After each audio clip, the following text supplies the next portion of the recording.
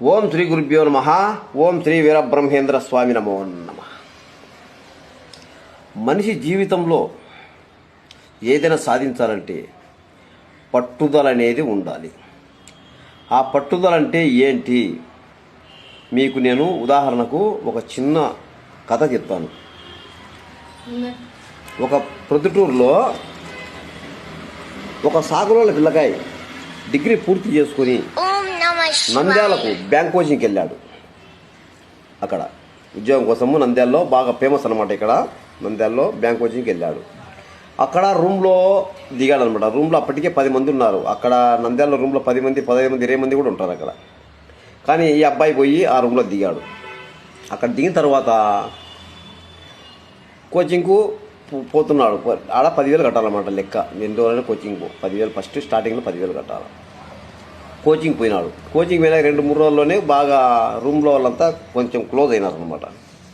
Close అయిన తర్వాత కోచింగ్కు పోయి సాయంకాలం వస్తారు కదా ఇంటికి, రూమ్కి వచ్చినాక వాళ్ళ స్నేహితులలో ఒకడు సినిమా పోదామని, ఒకడు మందు తాగుదామని, ఒకడు ఆడికి పోదామని, ఆడి తిరగమని, ఏడు తిరగదామని ఇతన్ని చాలా బలవంత పెట్టేవాళ్ళు.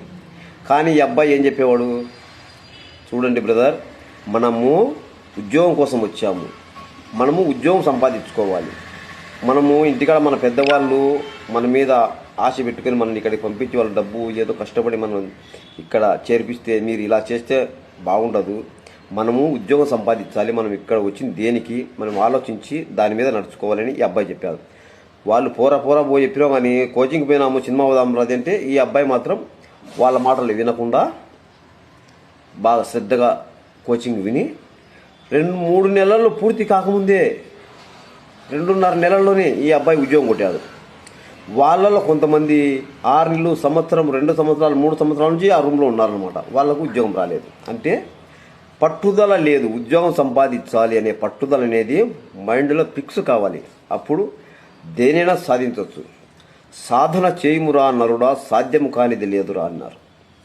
అలా మనం ఏదైనా సంపాదించాలి, సాధించాలి అంటే అది ఖచ్చితంగా మన పట్టుదల అనేది ఉంటే మనం ఖచ్చితంగా నెరవేరుస్తాం దాన్ని.